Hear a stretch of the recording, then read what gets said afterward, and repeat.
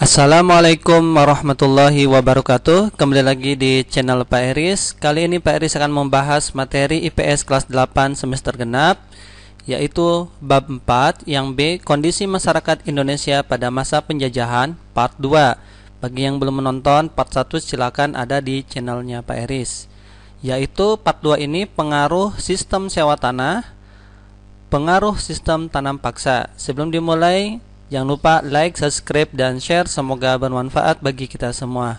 Yuk kita bahas.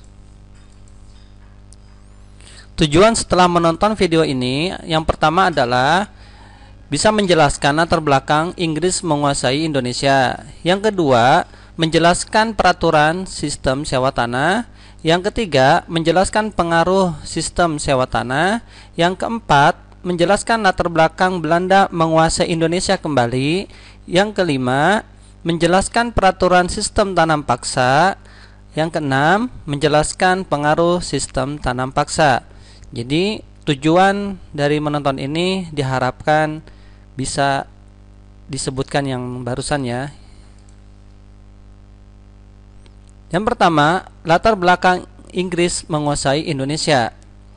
Adanya perjanjian Tuntang 18 September 1811. Isinya adalah pemerintah Belanda menyerahkan Indonesia kepada Inggris di Kalkuta, India. Kedua, semua tentara Belanda menjadi tawanan perang Inggris.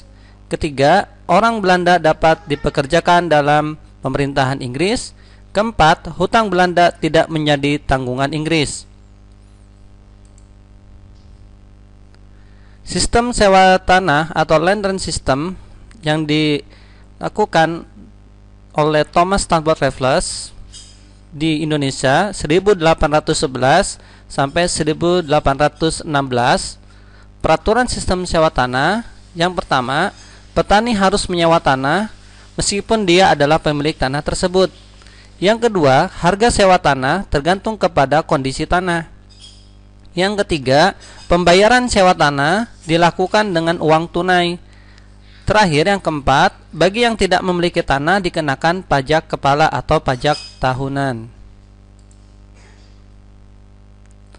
Bagaimana pengaruh sistem sewa tanah? Sistem sewa tanah menggambarkan rakyat tidak memiliki tanah. Bagi Inggris, tanah jajahan adalah tanah miliknya. Bagaimana? Apakah sukses atau tidak? Ternyata gagal. Penyebab kegagalan yang pertama adalah, ini ada gambar ilustrasi bagaimana sulit menentukan besar kecil pajak bagi pemilik tanah karena tidak semua rakyat memiliki tanah yang sama. Yang kedua, gambar ilustrasinya adalah sulit menentukan luas dan tingkat kesuburan tanah petani. Yang ketiga, gambar ilustrasi keterbatasan jumlah pegawai. Yang terakhir, ilustrasi mata uang Inggris bahwa masyarakat desa belum mengenal sistem uang. Berikutnya, selain sistem sewa tanah, Raffles ternyata berhasil atau dampak positifnya adalah merintis kebun raya Bogor.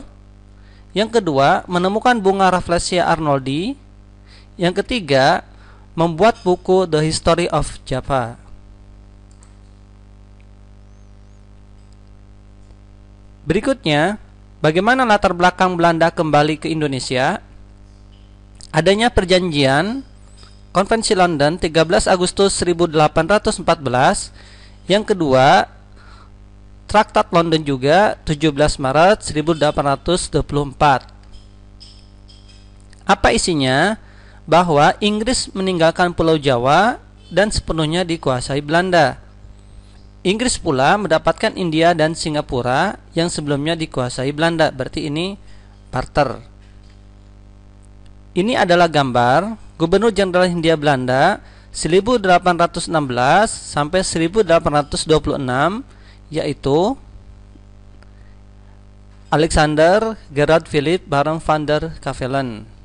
Kemudian sebelum ada Van den Bosch, yaitu Leonard Vier Joseph 1826 sampai 1830.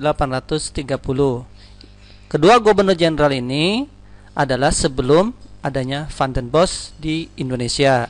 Kita lanjut berikutnya. Sistem tanam paksa atau Kulturzettel 1830 sampai 1834. Latar belakang kebijakan ini adalah Belanda menghadapi kesulitan uang akibat Perang Jawa atau Perang Diponegoro 1825 sampai 1830, menghabiskan uang 20 juta gulden, dan Perang Belgia di Eropa 1830 sampai 1831. Peraturan sistem tanam paksa ini ada di dalam soal ulangan ataupun KSN ya. Perhatikan angka-angkanya yang PRIS tebalkan, bahwa tanam wajib adalah 1/5 atau 20% yang dimiliki rakyat. Kedua, kelebihan hasil produksi tanam di luar ketentuan akan diserahkan ke rakyat, tetapi nyatanya tidak dikembalikan.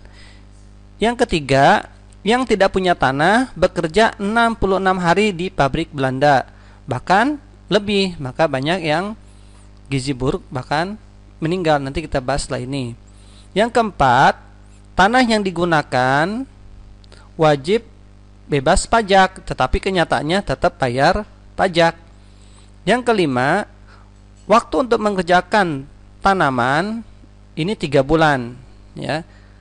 Yang keenam, kerugian akibat bencana alam atau serangan hama ini yang nanggung adalah pemerintah Belanda. Kenyataannya adalah tidak.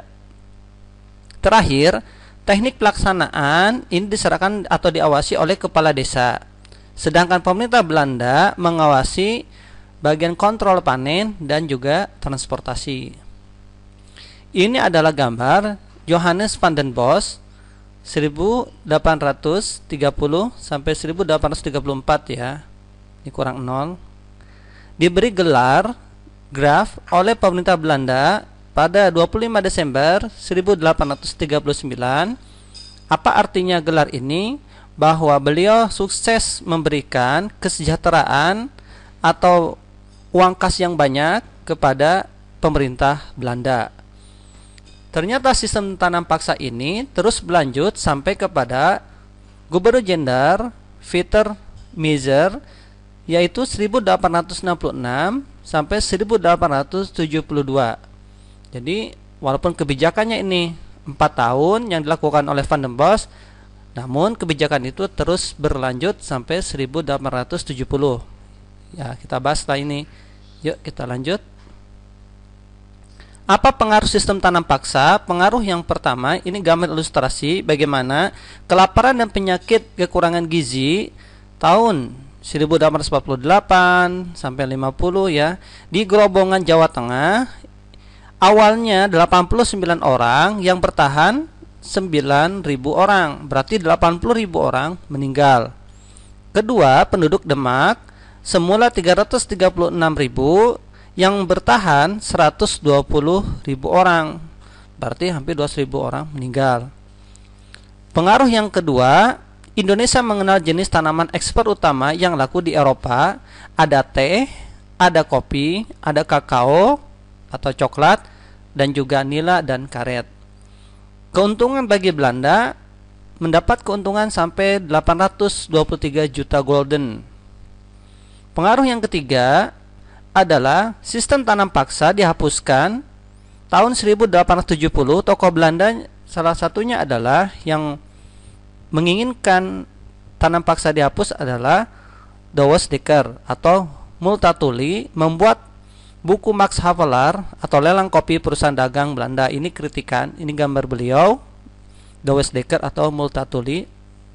Yang keempat, ketika dihapuskan 1870 keluar juga undang-undang gula bahwa tebu diproses di Indonesia diserahkan ke swasta atau investasi berkebun dan bangun pabrik dengan tenaga kerja yang murah. Ini contoh gambar pabrik Wonolangan yang sekarang ada di Kabupaten Probolinggo. 1832 ini dibangunnya. Ini adalah gambar tebu ya, perkebunan tebu. Terima kasih atas perhatiannya, semoga bermanfaat. Jangan lupa like, subscribe, dan share. Wassalamualaikum warahmatullahi wabarakatuh.